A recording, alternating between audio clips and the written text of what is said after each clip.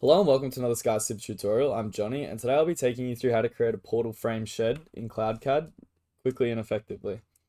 So first we're going to come here and turn snap to grid on, and we're also going to have our grid set to 5,000 as those are going to be the dimensions of our shed. So I'm going to come in now and I'm placing 2 points here. Going to come in with the line tool and we're going to go up 5,000.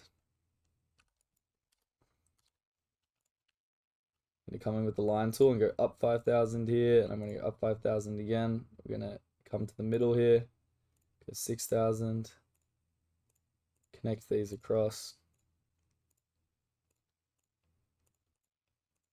Then we're going to then highlight all with Command A, and we're going to assign default section to lines. And we're also going to assign some supports to these here.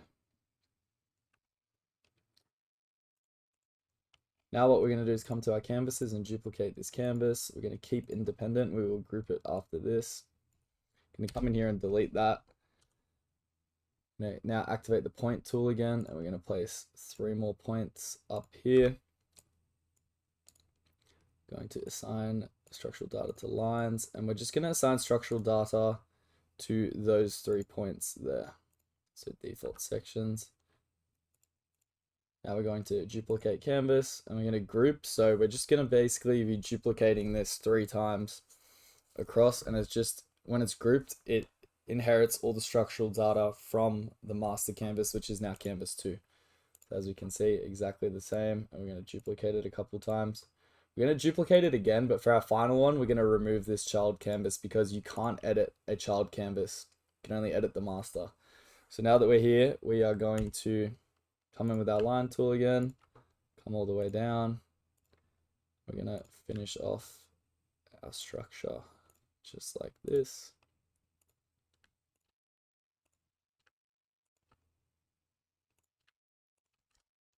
Now what we're going to do, now we need another point here.